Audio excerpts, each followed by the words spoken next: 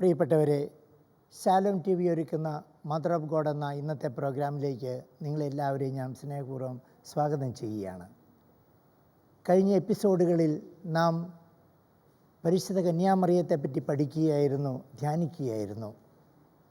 എപ്രകാരമാണ് യേശുവിൻ്റെ രക്ഷാകര കർമ്മത്തിൽ മേരിയും സ്വന്തം ജീവൻ അർപ്പിച്ചുകൊണ്ട് പങ്കുചേർന്നതെന്നും ആ കർമ്മം ഇന്നും എപ്രകാരം മേരി തുടർന്നുകൊണ്ട് പോകുന്നുവെന്നുമാണ് നാം കണ്ടത്. വിശ്വാസത്തിൻ്റെ ഏറ്റവും അടിസ്ഥാനമായ ത്രിത്വൈക ദൈവവുമായി എപ്രകാരമാണ് മേരി ബന്ധപ്പെട്ടിരിക്കുന്നുവെന്നും ആ ബന്ധം എപ്രകാരം സഭയെ പരിപോഷിക്കുന്നുവെന്നും നാം കണ്ടു. സഭയിൽ ലിറ്റർജിയിലൂടെ അതുപോലെ തന്നെ വിശുദ്ധ കുർബാനയിലൂടെ സഭയുടെ വിശ്വാസം വളർത്തുകയും വിശ്വാസികളെ രക്ഷയിലേക്കും നയിക്കുന്നു. അതിൽ മേരിയും തൻ്റെ രക്ഷാകര കർമ്മത്തിലെ ഭാഗഭാഗിത്വം ഇന്നും നടത്തുന്നു എന്ന് നാം ആഴമായി പഠിക്കുകയുണ്ടായി. ഇതേ സംബന്ധിച്ച് അനേകം എഴുത്തുകളും ചോദ്യങ്ങളും ശാലോമിലേക്ക് വരികയുണ്ടായി. ആ എഴുത്തുകൾക്ക് പലതിനും നമ്മൾ ഉത്തരം കൊടുത്തു. എങ്കിലും ഇന്ന് നിങ്ങളെല്ലാവരും അപ്രകാരമുള്ള ചോദ്യകർത്താക്കളെ പ്രതിനിധീകരിച്ചുകൊണ്ടാണ് എൻ്റെ മുമ്പിലിരിക്കുന്നതെന്നാണ് ഞാൻ മനസ്സിലാക്കുന്നത്. അതുകൊണ്ട് ഇപ്രകാരമുള്ള ചോദ്യങ്ങൾ നിങ്ങൾക്കും ചോദിക്കാം. ആ എഴുത്തുകളിലൂടെ പലരുടെയും സംശയങ്ങൾ നിങ്ങൾക്ക് അവതരിപ്പിക്കാം. അതുവഴി ഉത്തരം നൽകുവാനും ആ ഉത്തരത്തിലൂടെ യഥാർത്ഥ സത്യം എന്താണെന്ന് നാം കണ്ടുപിടിക്കുവാനും ഇന്നത്തെ ഈ എപ്പിസോഡിൽ നമുക്ക് പരിശ്രമിക്കുകയും ചെയ്യാം. എന്താണ് മേരി ഇന്നത്തെ ലോകത്തിൽ, ഇന്ന് ക്രൈസ്തവ വിശ്വാസത്തിൽ എപ്രകാരം നമ്മോടൊപ്പമുണ്ട് എന്ന സത്യമാണ് നമ്മെ എല്ലാവരെയും ഇവിടെ ഒന്നിച്ചു കൊണ്ടുവന്നിരിക്കുന്നത്. അതുകൊണ്ട് ഇതേ സംബന്ധിച്ചുള്ള ചോദ്യങ്ങൾ നിങ്ങൾക്ക് ഈ സമയത്ത് എന്നോട് ചോദിക്കാവുന്നതാണ്. അച്ഛാ, തൃശ്ശൂരിൽ നിന്നുള്ള ജോൺ ജോസഫിൻ്റെ കത്തിൻ്റെ പ്രസക്ത ഭാഗങ്ങളാണ് ഇവിടെ വായിക്കാൻ പോകുന്നത്. പരിശുദ്ധ അമ്മയുടെ മധ്യസ്ഥതയെ പറ്റി വിവരിച്ചപ്പോൾ പുണ്യവാന്മാരുടെ ഐക്യത്തെപ്പറ്റിയും അച്ഛൻ പറയുകയുണ്ടായല്ലോ. എന്തുകൊണ്ടാണ് ഓരോ വിശുദ്ധർക്കും പ്രത്യേകം നിയോഗങ്ങൾ വെച്ചിരിക്കുന്നത്? വിശുദ്ധ അന്തോനീസിന് കാണാതെ പോയ വസ്തുക്കളെ കണ്ടെത്തുന്ന മധ്യസ്ഥനായിട്ടും, വിശുദ്ധ സെബസ്ത്യാനോസിന് വസന്തരോഗം എന്നിവയിൽ നിന്ന് രക്ഷിക്കുന്ന വിശുദ്ധനായിട്ടും, വിശുദ്ധ യൂദാസ് അദ്ദേവൂസിനെ അസാധ്യ കാര്യങ്ങളുടെ മധ്യസ്ഥനായിട്ടും മറ്റും. എന്താണ് ഈ വിശ്വാസത്തിൻ്റെ അടിസ്ഥാനം? ഒന്ന് വിവരിക്കാമോ? നമ്മൾ ചില എപ്പിസോഡുകളിൽ പരിശുദ്ധ മറിയത്തിൻ്റെ മധ്യസ്ഥത്തെപ്പറ്റി പറഞ്ഞപ്പോൾ അവിടെ പ്രധാനമായി കൊണ്ടുവന്നൊരു കാര്യം ഇതാണ്: പുണ്യാവന്മാരുടെ ഐക്യത്തിൽ നമ്മൾ വിശ്വസിക്കുന്നു. അത് യേശുവിൻ്റെ പ്രബോധനം അനുസരിച്ചാണ്. യേശു പറയുന്നുണ്ട്, എന്നിൽ വിശ്വസിക്കുന്നവരാരും മരിക്കുകയില്ല, അവർ നിത്യമായി ജീവിക്കും. അതുപോലെ തന്നെ യേശു പറയുന്നുണ്ട്, നിങ്ങൾ 2-3 പേർ എൻ്റെ നാമത്തിൽ ഒന്നിച്ചു കൂടുമ്പോൾ അവരുടെ മധ്യം ഞാൻ ഉണ്ടായിരിക്കും. അപ്പോൾ നമ്മളൊരു വിശുദ്ധനെ വിളിച്ചപേക്ഷിക്കുമ്പോൾ, പരിശുദ്ധ അമ്മയെ വിളിച്ചപേക്ഷിക്കുമ്പോൾ അവരുടെ ആത്മീയ ഐക്യമാണ് അവിടെ നടക്കുന്നത്. അവരുടെ സാന്നിധ്യം അവിടെ ഉണ്ടാകുന്നു. അത് നമ്മുടെ വിശ്വാസമാണ്. അവരുടെ സാന്നിധ്യം ഉണ്ടാകുമ്പോൾ നാം അവരുമൊത്ത് പ്രാർത്ഥിക്കുമ്പോൾ അവിടെ യേശുവിൻ്റെ സാന്നിധ്യമാണ്, യേശുവിൻ്റെ ആത്മാവാണ് നമ്മൾക്ക് വേണ്ടി പ്രാർത്ഥിക്കുന്നത്. അതാണ് പൗലോസ്ലിയായും റോമാക്കാർക്ക് എഴുതിയ ലേഖനത്തിൽ 8-ാം അധ്യായത്തിൽ പറയുന്നത്, പ്രാർത്ഥിക്കുവാൻ അറിയത്തില്ലാത്ത നമ്മളെ പരിശുദ്ധാത്മാവ് പ്രാർത്ഥിക്കുവാൻ സഹായിക്കുന്നു. കാരണം യേശുവിൻ്റെ സാന്നിധ്യമാണ് അവിടെ. ഇനി എന്താണ് പുണ്യാവന്മാരുടെ ഐക്യം? അത് മനസ്സിലാക്കിയാൽ മാത്രമേ അവരുടെ മധ്യസ്ഥത്തെപ്പറ്റിയും അവരുടെ പ്രത്യേകമായ നിയോഗത്തെപ്പറ്റിയും നമുക്ക് മനസ്സിലാക്കാൻ സാധിക്കുകയുള്ളൂ. കത്തോലിക്ക സഭയുടെ മതപ്രബോധന ഗ്രന്ഥത്തിൽ തന്നെ പുണ്യാവന്മാരുടെ ഐക്യത്തെപ്പറ്റി പറയുന്നുണ്ട്. അത് ഇപ്രകാരമാണ് പറയുന്നത്: അതായത് മരിക്കുന്ന എല്ലാവരും, ക്രിസ്തുവിൽ മരിക്കുന്നവർ, അവർ ആത്മീയമായി ഐക്യപ്പെട്ടിരിക്കുന്നു. സ്വർഗത്തിലുള്ളവരുടെ സ്മരണ അവർ കാണിച്ചു തന്ന മാതൃകയുടെ അടിസ്ഥാനത്തിൽ മാത്രമല്ല നാം കാത്തു സൂക്ഷിക്കുന്നത്, പിന്നെയോ സഹോദര സ്നേഹത്തിൻ്റെ അഭ്യസനം വഴി സഭയുടെ മുഴുവനും ഐക്യം ആത്മാവിൽ സുദൃഢമായി തീരുവാൻ വേണ്ടിയാണ്. നമ്മുടെ സഹതീർത്ഥാടകരുടെ ഇടയിലുള്ള ക്രൈസ്തവ കൂട്ടായ്മ നമ്മെ ക്രിസ്തുവിലേക്ക് കൂടുതൽ അടുപ്പിക്കുന്നു. അതുപോലെ തന്നെ വിശുദ്ധരുമായിട്ടുള്ള നമ്മുടെ സംസർഗം നമ്മെ ക്രിസ്തുവിനോട് ചേർക്കുന്നു.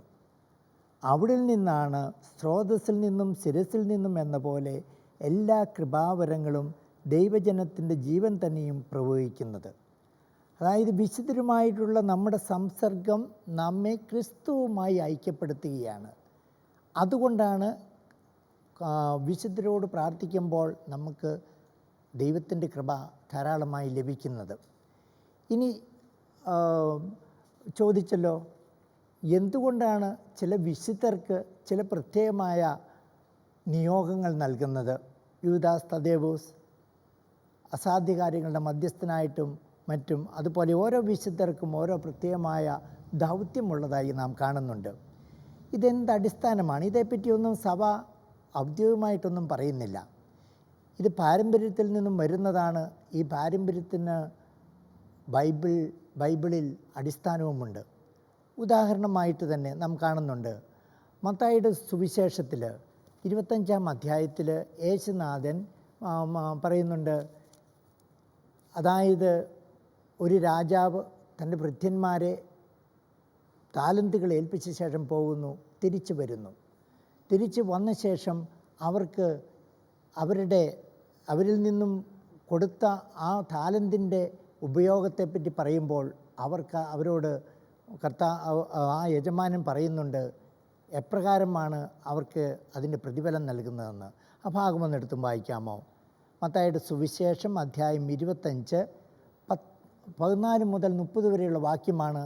എന്നാൽ 19 മുതൽ 24 വരെയുള്ള വാക്യങ്ങളൊന്ന് വായിക്കുക. ഏറെ കാലത്തിനു ശേഷം ആ ഭൃത്യന്മാരുടെ യജമാനൻ വന്ന് അവരുമായി കണക്ക് തീർത്തു. 5 താലന്ത് കിട്ടിയവൻ വന്ന് 5 കൂടി സമർപ്പിച്ചു.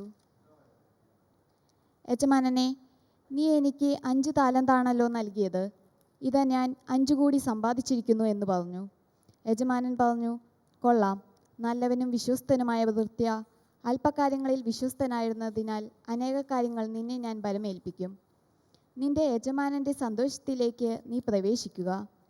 2 താലന്ത് കിട്ടിയവനും വന്നു പറഞ്ഞു, യജമാനനെ, നീ എനിക്ക് 2 താലന്താണല്ലോ നൽകിയത്, ഇതാ ഞാൻ 2 കൂടി സമ്പാദിച്ചിരിക്കുന്നു.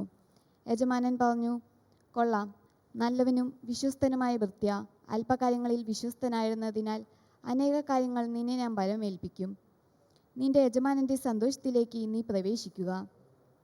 1 താലന്ത് കിട്ടിയവൻ വന്നു പറഞ്ഞു, യജമാനനെ, നീ വിതയ്ക്കാത്തിടത്തു നിന്ന് കൊയ്യുകയും വിതറാത്തിടത്തു നിന്ന് ശേഖരിക്കുകയും ചെയ്യുന്ന കഠിന ഹൃദയനാണെന്ന് ഞാൻ മനസ്സിലാക്കി. അപ്പോൾ ഇവിടെ കാണുന്ന ഇതാണ്, അവനോട് പറയുന്നുണ്ട്, ഭൃത്യ, അല്പകാര്യങ്ങളിൽ വിശ്വസ്തനായിരുന്നതിനാൽ അനേക കാര്യങ്ങൾ നിന്നെ ഞാൻ ഫലമേൽപ്പിക്കും. അപ്പോൾ ആ യജമാനൻ താൻ ചെയ്യേണ്ട പല കാര്യങ്ങളും ആ ഭൃത്യനെ ഫലമേൽപ്പിക്കുന്നതായിട്ട് ഇവിടെ കാണുന്നുണ്ട്.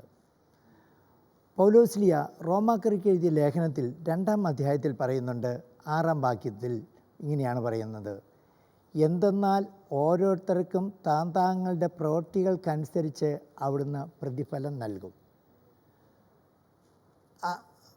അത് ദൈവത്തിൻ്റെ ന്യായവിധിയെപ്പറ്റി പറയുന്ന ആ രംഗത്താണ് പൗലോസ്ലിയ പറയുന്നത്.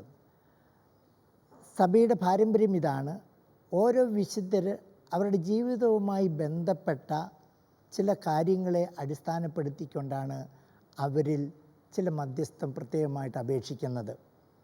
അപ്പോൾ ഏതെങ്കിലും ഒരു വിശുദ്ധന് ഒരു പ്രത്യേക നിയോഗം കൊടുത്തിട്ടുണ്ടെങ്കിൽ ആ വിശുദ്ധൻ്റെ ജീവിതത്തിൽ അതുമായി ബന്ധപ്പെട്ട എന്തെങ്കിലും സംഭവങ്ങൾ നടന്നിട്ടുണ്ട്, അതിനെ അടിസ്ഥാനപ്പെടുത്തിക്കൊണ്ട് മാത്രമാണ്. എന്നാൽ അതൊരു അനുഭവമാണ്. അതിൻ്റെ ചില അടിസ്ഥാനങ്ങൾ നാം കാണുന്നുണ്ട് ബൈബിളിൽ. ദൈവം തന്നെ തൻ്റെ പ്രവൃത്തി ചെയ്യുന്നത് തൻ്റെ മക്കളിൽ കൂടിയാണ്. യേശുനാഥൻ തന്നെ സുവിശേഷം ലോകത്തെ അറിയിക്കുന്നത് തൻ്റെ ശിഷ്യരിൽ കൂടിയാണ്. ഇന്നും ലോകത്ത് അവിടുത്തെ അത്ഭുതങ്ങളും അടയാളങ്ങളും കാണിക്കുന്നത് തൻ്റെ സമർപ്പിതരിലൂടെയും തൻ്റെ മക്കളിലൂടെയാണ്. അതുകൊണ്ടാണ് ക്രിസ്തുവിന് സാക്ഷ്യം നൽകിയവനെന്ന് മാർപ്പാപ്പ പലപ്പോഴും നമ്മെ ഓർമ്മിപ്പിക്കാറുള്ളത്. അപ്പോൾ ദൈവത്തിൻ്റെ പ്രവൃത്തി അത് ദൈവത്തിൻ്റെ ഇഷ്ടമാണ്, ആർക്കും അതിനുള്ള വരം നൽകാം. അപ്പോൾ ഇതിൻ്റെ അടിസ്ഥാനം ഇത്ര മാത്രമേ ഉള്ളൂ, പുണ്യാവന്മാരുടെ ഐക്യം, അതുപോലെ തന്നെ ഓരോരുത്തരും അവരുടെ ജീവിതത്തിൽ ചെയ്തിട്ടുള്ള ചില പ്രവർത്തനത്തിൻ്റെ അടിസ്ഥാനത്തിൽ സഭാമക്കൾ അവരിൽ അവർക്ക് കൊടുക്കുന്ന വിശ്വാസവും അവരിലുള്ള ആശ്രയത്വവുമാണ് കാണിക്കുന്നത്. അതല്ലാതെ മറ്റൊരു വസ്തുത ഇതിനകത്തില്ല. എല്ലാ വിശുദ്ധർക്കും ദൈവത്തിൻ്റെ ആ പ്രവർത്തനം, ദൈവത്തിൻ്റെ അനുഗ്രഹം വാങ്ങിത്തരുവാനുള്ള ദൈവത്തിൻ്റെ ഇച്ഛ നമുക്ക് കാണുവാൻ സാധിക്കും. അത് നമ്മൾ പ്രാർത്ഥിക്കുമ്പോൾ അവർ അത് നമുക്ക് സാധിച്ചു തരികയും ചെയ്യും. കരുനാഗപ്പള്ളിയിൽ നിന്ന് റോസ് എഴുതിയ ഒരു കത്തിൻ്റെ ഉള്ളടക്കമാണ് ഞാൻ വായിക്കാൻ പോകുന്നത്. പരിശുദ്ധ അമ്മയോടുള്ള ഭക്തി അത് കത്തോലിക്ക സഭയുടെ ഒരു സൃഷ്ടിയാണ്. അതുകൊണ്ട് തന്നെ കത്തോലിക്ക സഭയിലെ വിശ്വാസികൾക്ക് മാത്രമേ ആ വിശ്വാസം കൊണ്ട് ഉപകാരപ്പെടുന്നുള്ളൂ എന്ന് എൻ്റെ അഭിപ്രായം. കാരണം മറിയത്തെ കത്തോലിക്ക സഭയിലാണ് ഏറ്റവും അധികം പ്രഘോഷിക്കപ്പെടുന്നത്. അതുപോലെ തന്നെ പരിശുദ്ധ അമ്മയോടുള്ള സമീപനത്തിൽ എന്താണ് കത്തോലിക്ക സഭയുടെയും ഒട്ടുമിക്ക ഓർത്തഡോക്സ് സഭയുടെയും യാക്കോബായ സഭയുടെയും വിശ്വാസവും മറ്റു ചില ക്രൈസ്തവ വിഭാഗങ്ങളുടെയും സമീപന രീതിയുമായുള്ള വ്യത്യാസം, ഇതിനെക്കുറിച്ചൊന്ന് വിവരിക്കാമോ അച്ഛാ? ഒന്നാമതായി ഈ ചോദ്യത്തിൽ തന്നെ ഒരു വൈരുദ്ധ്യാത്മകത ഞാൻ കാണുന്നുണ്ട്. ഒന്ന്, കത്തോലിക്കരുടെ വിശ്വാസത്തിൽ മാത്രമാണ് മേരിയെപ്പറ്റി പറയുന്നു പറയുന്നു. അത് തെറ്റാണ്. ഒട്ടുമിക്ക ഓർത്തഡോക്സ് സഭകളും യാക്കോബൈറ്റ് സഭകളും പരിശുദ്ധ അമ്മയെ ബഹുമാനിക്കുകയും യേശു നൽകിയ അമ്മയെ സ്വീകരിക്കുകയും ചെയ്യുന്നുണ്ട്. അവരുടെ വിശ്വാസത്തിലും ആരാധനക്രമത്തിലും എല്ലാം അമ്മയോടുള്ള ഭക്തിയും നമുക്ക് വ്യക്തമായി കാണുവാൻ സാധിക്കും. രണ്ടാമത്തെ കാര്യം, ഇതൊരു കത്തോലിക്ക സഭയുടെ സൃഷ്ടിയല്ല. ആദ്യമായി നമ്മൾ മനസ്സിലാക്കണം എന്താണ് കത്തോലിക്ക സഭ തന്നെ എന്നുള്ളത്. അതേപ്പറ്റിയും സഭയുടെ മതബോധന ഗ്രന്ഥത്തിൽ നിന്നും ഒരു ഭാഗം ഞാൻ എടുത്ത് വായിക്കാം. എന്താണ് കത്തോലിക്ക സഭ കൊണ്ടൊന്ന് ഉദ്ദേശിക്കുന്നത്? ഇതിൻ്റെ അർത്ഥം ഇതാണ്: കാത്തലിക്, യൂണിവേഴ്സൽ, സാർവത്രിക സഭയാണ്. യേശു സ്ഥാപിച്ച സഭയാണ്, എല്ലാവരെയും ഉൾക്കൊള്ളുന്ന സഭയാണ്. അതാണ് കത്തോലിക്ക എന്നതിൻ്റെ അർത്ഥം തന്നെ. ഇതേപ്പറ്റി സഭ പറയുന്ന ഇതാണ്: സഭ വിശുദ്ധവും കാതോലിക്കവും ആണെന്ന് അവൾ ഏകവും അപ്പസ്തോലികവുമാണെന്നും വിശ്വസിക്കുക എന്നത് പിതാവും പുത്രനും പരിശുദ്ധാത്മാവുമായ ദൈവത്തിലുള്ള വിശ്വാസത്തിൽ നിന്നും വേർതിരിക്കാവുന്നതല്ല. അപ്പസ്തോലന്മാരുടെ വിശ്വാസ പ്രമാണത്തിൽ നാം വിശുദ്ധ സഭയെ വിശ്വസിക്കുന്നു എന്ന് ഏറ്റുപറയുന്നു. സഭയിൽ വിശ്വസിക്കുന്നു എന്ന് പറയുന്നില്ല. ദൈവത്തെയും അവിടുത്തെ പ്രവൃത്തികളെയും തമ്മിൽ കൂട്ടിക്കുഴയ്ക്കാതിരിക്കുവാനും ദൈവം തൻ്റെ സഭയ്ക്ക് നൽകിയ എല്ലാ ദാനങ്ങളും ദൈവത്തിൻ്റെ നന്മയിൽ നിന്നുള്ളവയാണെന്ന് വ്യക്തമായി സൂചിപ്പിക്കാനുമാണിത്. മേരിയോടുള്ള ഭക്തി നാം കാണുന്നുണ്ട്, ബൈബിളിൽ തന്നെ കാണുന്നുണ്ട്. ലൂക്കായുടെ സുവിശേഷത്തിൽ നാം കാണുന്നുണ്ട്, മേരി എലിസബത്തിനെ സമീപിച്ചപ്പോൾ എലിസബത്ത് മേരിയെ പുകഴ്ത്തിക്കൊണ്ട് പറയുന്നു. മേരിയോടുള്ളൊരു ഭക്തിയായിരുന്നു അത്.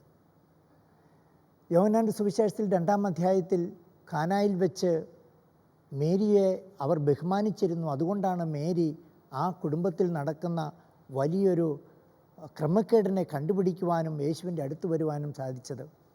വീണ്ടും കുരിശിൻ ചുവട്ടിൽ വെച്ച് മേരിയെ യേശു അമ്മയായി നമുക്ക് നൽകുന്ന ആ രംഗം യോഹന്നാൻ ശ്ലീഹ വിവരിക്കുന്നുണ്ട്. നമുക്കറിയാം, സുവിശേഷമൊക്കെ എഴുതപ്പെട്ടത് യേശുവിൻ്റെ മരണത്തിനും ഉയർപ്പിനും ശേഷം അനേകം കൊല്ലങ്ങൾക്ക് ശേഷമാണ്. അന്നത്തെ വിശ്വാസികളുടെ ഇടയിൽ ഉണ്ടായിരുന്ന വിശ്വാസത്തെ യോഹന്നാൻ ശ്ലീഹ വ്യക്തമായി അവിടെ എഴുതുകയാണ്, മറ്റ് ശ്ലീഹന്മാരും.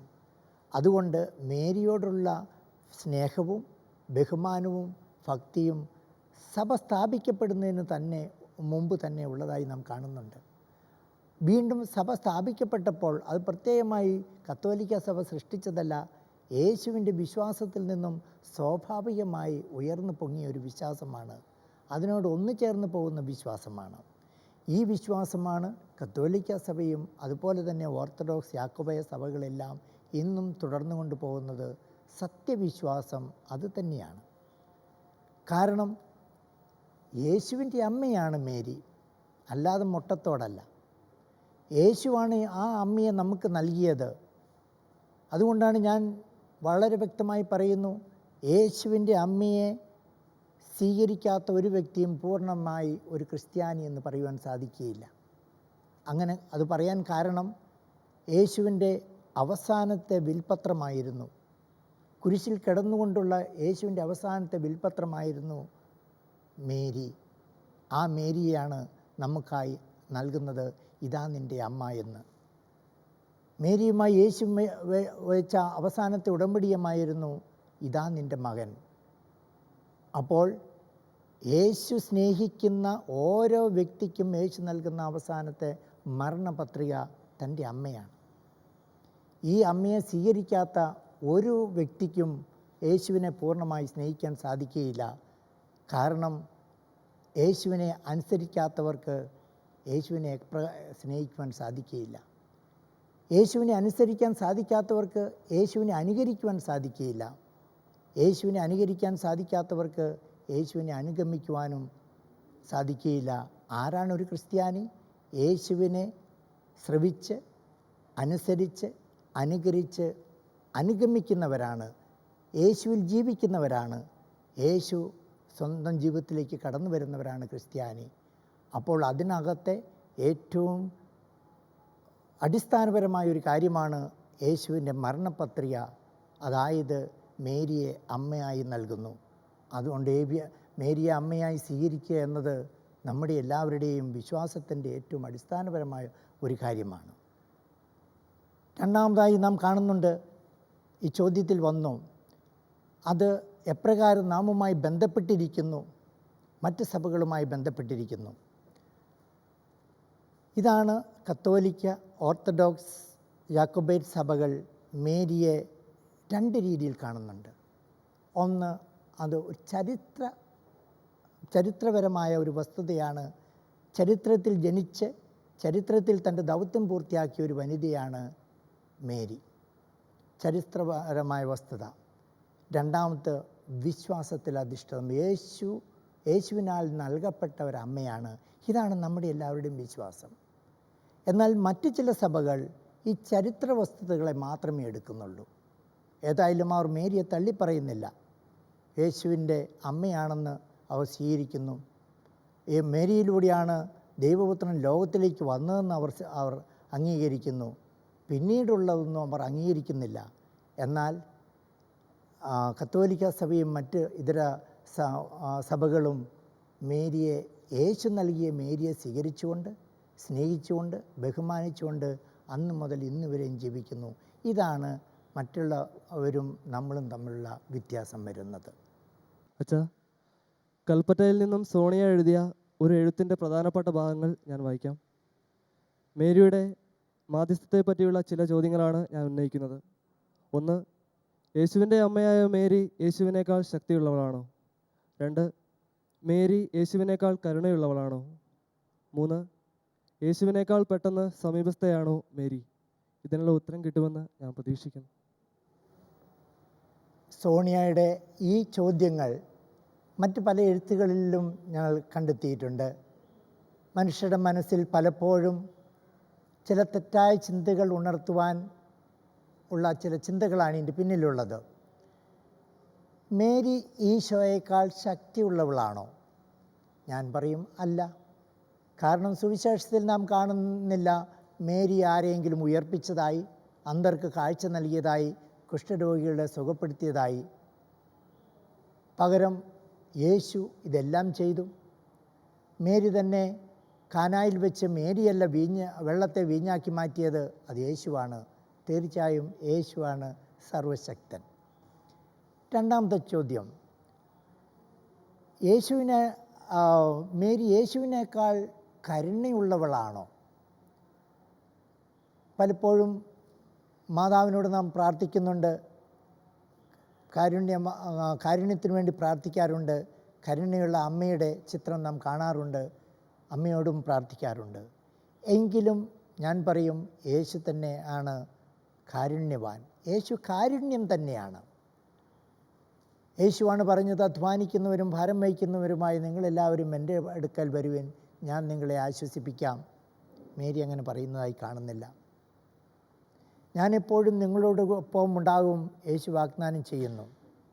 അപ്പോൾ യേശു കരുണയുള്ളവൻ മാത്രമല്ല, യേശു കരുണയാണ്, ദൈവത്തിൻ്റെ കരുണയാണ്, ഈ ലോകത്തിൽ മനുഷ്യാവതാരം ചെയ്ത സ്നേഹമാണ്. മൂന്നാമത്തെ ചോദ്യം, യേശുവിനേക്കാൾ കൂടുതൽ പെട്ടെന്ന് സമീപിക്കാവുന്നത് മേരിയെയാണോ? മധ്യസ്ഥ പ്രാർത്ഥനയുമായി ബന്ധപ്പെട്ട് പലർക്കും ഉണ്ടാകുന്ന ഒരു ചോദ്യം ഇതാണ്. അവിടെ ഞാൻ ആണെന്ന് പറയുകയാണെങ്കിൽ നിങ്ങൾ എന്നോട് പറയും അച്ഛൻ യേശുവിനെ അറിയില്ല എന്ന് പറയും. അല്ല എന്ന് പറയുകയാണെങ്കിൽ നിങ്ങൾ പറയും പിന്നെ എന്തുകൊണ്ട് മേരിയോട് ചോദിക്കുന്നു, മധ്യസ്ഥം അപേക്ഷിക്കുന്നു എന്ന് പറയും. ആദ്യമായി നമ്മൾ ഇതിന് ആരാണ് യേശുവെന്നും ആരാണ് മേരി എന്നും അറിയണം. ഞാനൊരു ഉദാഹരണം തന്നെ. ഇന്ന് ഞാൻ മനസ്സിലാക്കുന്നിടത്തോളം ഇന്ന് മരിയായുടെ ബർത്ത്ഡേ ആണ്. ഈ ബർത്ത്ഡേക്ക് ഞാനൊരു സമ്മാനം നൽകുവാൻ ആഗ്രഹിക്കുകയാണ് മരിയായ്ക്ക്. ഇതാ എൻ്റെ മുമ്പിലിരിക്കുന്ന മനോഹരമായ ഈ പുഷ്പത്തെ ഞാൻ മരിയായ്ക്ക് തരികയാണ്. ഓക്കെ, ഇനി എനിക്ക് മരിയയോട് ചോദ്യമുണ്ട്. ഞാൻ മരിയായ്ക്ക് തന്നത് എന്താണ്? അച്ഛൻ എനിക്ക് ഗിഫ്റ്റായി നൽകിയത് ഒരു റോസാപ്പൂവാണ്. ഞാൻ മരിയയ്ക്ക് നൽകിയത് റോസപ്പൂവല്ല. ഞാൻ നേരിട്ട് നൽകിയത് ആ റോസപ്പൂവിൻ്റെ ഈ തണ്ടാണ് നൽകിയത്, അല്ലേ? പക്ഷേ ഈ തണ്ടിൻ്റെ പുഷ്പിക്കലാണ് ഈ റോസപ്പൂ. ഞാൻ യേശുവുമായി ബന്ധപ്പെടുത്തിയാണ്. യേശു ആരാണ്? നമുക്കറിയാം, വചനം മാംസമായി നമ്മുടെ ഇടയിൽ വസിച്ചു.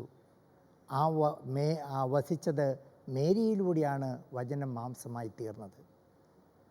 അതുകൊണ്ട് യേശുവിൻ്റെ ജീവിതവും മേരിയുടെ ജീവിതവുമായി ഒരിക്കലും നമുക്ക് വേർതിരിക്കാൻ സാധിക്കുകയില്ല.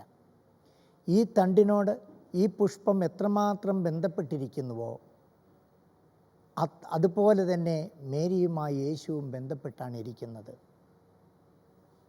അമ്മയിൽ നിന്നും മകനെ ഒരിക്കലും മാറ്റി നിർത്തുവാനോ മകനിൽ നിന്നും അമ്മയെ ഒരിക്കലും മാറ്റി നിർത്തുവാനോ നമുക്ക് സാധിക്കുകയില്ല. അതുകൊണ്ടാണല്ലോ മേരിയെപ്പറ്റി പറയുന്നത്, മേരി ഒരു സുപ്രഭാതമാണ്.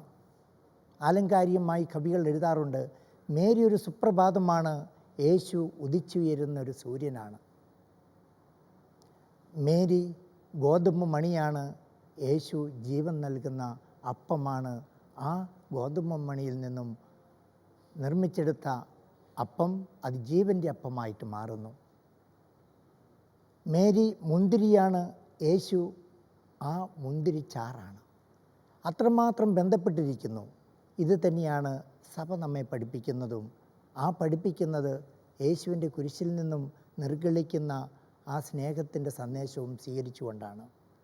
കാരണം യേശു ആ കുരിശിൽ കിടന്നുകൊണ്ട് നമുക്ക് അമ്മയെ നൽകി. അതുവഴി അമ്മയുമായിട്ടുള്ള ബന്ധം യേശു വേർപെടുത്തുകയല്ല ചെയ്തത്. അമ്മയുമായി യേശു ഒന്നായിത്തീരുന്നു, നമ്മെ ഒന്നാക്കി തീർക്കുന്നു. ഇതാണ് ഫ്രാൻസിസ് മാർപ്പാപ്പ തൻ്റെ സുവിശേഷത്തിൻ്റെ സന്തോഷം എന്ന ആ ചാക്രിക ലേഖനത്തിൽ ഇതേപ്പറ്റി പറയുന്നുണ്ട്. എപ്രകാരമാണ് മേരിയെ നമുക്ക് നൽകുന്നതെന്നും എപ്രകാരമാണ് മേരി നാമുമായി ബന്ധപ്പെട്ടിരിക്കുന്നുവെന്നും ഇതിൻ്റെ അടിസ്ഥാനത്തിലാണ് മേരിയെ നമ്മൾ സമീപിക്കുന്നത്. മാർപ്പാപ്പ പറയുന്ന ഇതാണ്, യേശു തൻ്റെ അമ്മയെ നമ്മുടെ അമ്മയായി വിട്ടിട്ട് പോയി. അങ്ങനെ ചെയ്ത ശേഷം മാത്രമാണ് എല്ലാം പൂർത്തിയായി എന്ന് യേശു അറിയുന്നത്. കുരിശിൻ ചുവട്ടിൽ നവസൃഷ്ടിയുടെ പരമമായ മണിക്കൂറിൽ ക്രിസ്തു നമ്മെ മറിയത്തിങ്കിലേക്ക് നയിച്ചു. ഒരമ്മയെ കൂടാതെ നമ്മൾ സഞ്ചരിക്കുവാൻ അവിടുന്ന് ഇഷ്ടപ്പെടാത്തത് കൊണ്ടാണ് മറിയത്തിൻ്റെ അടുക്കിലേക്ക് നമ്മെ നയിച്ചത്. നമ്മുടെ ജനം മാതൃത്വപരമായ ഈ പ്രതിച്ഛായയിൽ സുവിശേഷത്തിൻ്റെ രഹസ്യങ്ങളെല്ലാം വായിച്ചറിയുന്നു. സ്ത്രീത്വത്തിൻ്റെ ഐക്യം കൂടാത്ത ഒന്നായി സഭയെ വിട്ടുപോകുവാൻ കർത്താവ് ആഗ്രഹിച്ചില്ല. അതുകൊണ്ട് ആരെയാണ് സമീപിക്കുന്നത് എളുപ്പമെന്ന് ചോദിച്ചു കഴിഞ്ഞാൽ നമ്മൾ മേരിയെ സമീപിച്ചാൽ അത് യേശുവിനെ സമീപിക്കുകയാണ്. മേരിയുടെ സ്ഥാനം യേശുവിൻ്റെ ഹൃദയത്തിലാണ്. അതുകൊണ്ട് മേരിയെ സ്പർശിക്കുമ്പോൾ, മേരിയോട് പ്രാർത്ഥിക്കുമ്പോൾ യേശുവിനോട് തന്നെയാണ് നമ്മൾ പ്രാർത്ഥിക്കുന്നത്. എന്തുകൊണ്ടാണ് നമുക്ക് എന്നാൽ യേശുവിനോട് മാത്രം നേരിട്ട് പ്രാർത്ഥിച്ചാൽ പോരെ? പലരും ചോദിക്കുന്നൊരു ചോദ്യമാണ്. അത് മതി, എന്നാൽ യേശുവിൻ്റെ ഇഷ്ടം മറ്റൊന്നായിരുന്നു. അതാണ് കുരിശിലെ അവസാനത്തെ യേശുവിൻ്റെ ആഗ്രഹം നമ്മൾ മനസ്സിലാക്കുന്നത്. തൻ്റെ അമ്മയിലൂടെ, തൻ്റെ അമ്മയുടെ കൈ പിടിച്ചുകൊണ്ട് ആ കുരിശിനെ ആശ്ലേഷിക്കുവാനാണ് യേശു ആഗ്രഹിക്കുന്നത്. ആ യേശുവിൻ്റെ ആഗ്രഹത്തെ അനുസരിച്ചുകൊണ്ടാണ് പരിശുദ്ധ അമ്മയെ നമ്മൾ സമീപിക്കുന്നത്. ആ സമീപിക്കുമ്പോൾ നമ്മൾ യേശുവിനെ തന്നെയാണ് സമീപിക്കുന്നത്. യേശുവിനെയാണ് അനുസരിക്കുന്നത്, യേശുവിനെയാണ് അനുഗമിക്കുന്നത്. അതാണ് യഥാർത്ഥ ഒരു യഥാർത്ഥത്തിലുള്ള ക്രൈസ്തവ വിശ്വാസവും ഒരു ക്രൈസ്തവൻ്റെ ജീവിതവും. അതിലേക്കാണ് ഇന്ന് സഭ നമ്മെയും നയിക്കുന്നത്. മറിയത്തിലൂടെ യേശുവിലേക്ക് പോവുക, യേശു എന്ന വഴിയിൽ പ്രവേശിക്കുന്നത് മറിയത്തിൻ്റെ കൈ പിടിച്ചുകൊണ്ട്, യേശു എന്ന ജീവൻ പ്രാപിക്കുന്നത് അമ്മയോടൊപ്പം. അതുകൊണ്ട് അർത്ഥപൂർണമാണ്. അതിലൂടെ അത് ദൈവത്തിൻ്റെ തിരുവിഷ്ടവുമാണ്. അതാണ് നമ്മൾ അമ്മയെ സ്നേഹിക്കുന്നതും ബഹുമാനിക്കുന്നതും അമ്മയോട് പ്രാർത്ഥിക്കുന്നതും. സ്വർഗത്തിലേക്ക് ആത്മശരീരങ്ങളോടെ എടുക്കപ്പെട്ട പരിശുദ്ധ കന്യാമറിയം നാമുമായി, ഇന്ന് ജീവിക്കുന്ന തിരുസഭയുമായി ഐക്യപ്പെട്ടാണ് ഇരിക്കുന്നത്. അമ്മയെ സ്നേഹിക്കുക, അമ്മയെ ബഹുമാനിക്കുക യേശു നമുക്ക് എല്ലാവർക്കും നൽകിയ ഏറ്റവും വലിയ ബഹുമതിയാണ്. നമ്മോടുള്ള സ്നേഹത്തിൻ്റെ ഏറ്റവും വലിയ പ്രകടനമാണ്. അതുകൊണ്ട് അമ്മയോട് നമ്മൾ പ്രാർത്ഥിക്കുമ്പോൾ യേശുവിനോട് തന്നെയാണ് പ്രാർത്ഥിക്കുന്നത്. യേശുവാണ് നമ്മുടെ പ്രാർത്ഥന പിതാവിൻ്റെ പക്കൽ എത്തിക്കുന്നത്. യേശുവാണ് ഏക മധ്യസ്ഥൻ. മേരി യേശുവിൻ്റെ ആ ഏക മധ്യസ്ഥത്തിൽ ഒന്നുചേർന്നുകൊണ്ട് നമുക്ക് വേണ്ടി നിരന്തരം പ്രാർത്ഥിക്കുന്നു. നമുക്ക് അമ്മയോട് നമ്മുടെ സ്നേഹം നമുക്ക് പ്രകടിപ്പിക്കാം നമ്മുടെ ജീവിതത്തിലൂടെ. നല്ല ക്രൈസ്തവരായി ജീവിച്ചുകൊണ്ട്, കുടുംബത്തിൽ സമാധാനത്തോടും ഐക്യത്തോടും കൂടി ജീവിച്ചുകൊണ്ട്, ഇതാണ് അമ്മ കാണിച്ചു തരുന്ന ആ വഴിയും മാതൃകയും. പരിശുദ്ധ അമ്മയുടെ പ്രത്യേകമായി മധ്യസ്ഥം നിങ്ങൾക്കും നിങ്ങളുടെ ഓരോ കുടുംബത്തിനും ഉണ്ടാകട്ടെ എന്ന് പ്രാർത്ഥിക്കുന്നു. അമ്മയെ സ്നേഹിച്ചുകൊണ്ട്, അമ്മ ചെയ്തതുപോലെ യേശുവിനെ അനുഗമിച്ചുകൊണ്ട് നമുക്കും ജീവിക്കാം. അങ്ങനെ നല്ല ക്രൈസ്തവരായി ജീവിക്കുന്ന വഴി യേശുവിൻ്റെ സമാധാനവും സന്തോഷവും നിങ്ങൾക്കും നിങ്ങളുടെ കുടുംബത്തിനും ഉണ്ടാകട്ടെ എന്ന് ഞാൻ പ്രാർത്ഥിക്കുന്നു. മാതാവിൻ്റെ പ്രത്യേകമായ മധ്യസ്ഥവും സഹായവും നിങ്ങളോടുകൂടി ഉണ്ടായിരിക്കും. എല്ലാവർക്കും ഒരിക്കൽ കൂടി ഞാൻ നന്ദി പറയുന്നു.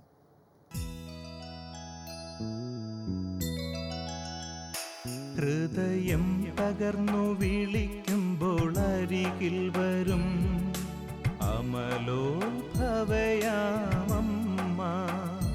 മിഴിനീരൊപ്പിത്തഴുകിത്തലോടും അനവദ്യ സ്നേഹമമ്മ. ഹൃദയം പകർന്നു വിളിക്കുമ്പോൾ അരികിൽ വരും അമലോത്ഭവയാമമ്മ. മിഴിനീരൊപ്പിത്തഴുകിത്തലോടും അനവദ്യ സ്നേഹമമ്മ.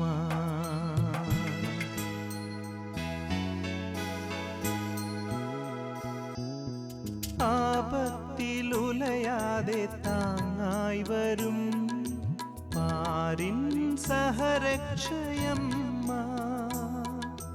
പാപത്തിൽ വീഴാതെ തുണയായി വരും പരിശുദ്ധ കന്യയാണമ്മ. പരിശുദ്ധനേശുവിൻ തിരുസന്നിധിയിൽ മാധ്യസ്ഥ്യമേകുന്നോരമ്മ. മക്കളെ കാക്കുന്ന മരിയാമ്പിക ഹൃദയം പകർന്നു വിളിക്കുമ്പോൾ അരികിൽ വരും അമലോത്ഭവയാമമ്മ. മിഴിനീരൊപ്പിത്തഴുകിത്തലോടും അനവദ്യ സ്നേഹമമ്മ. ഹൃദയം പകർന്നു വിളിക്കുമ്പോൾ അരികിൽ വരും അമലോത്ഭവയാമമ്മ. മിഴിനീരൊപ്പിത്തഴുകിത്തലോടും അനവദ്യ സ്നേഹമമ്മ.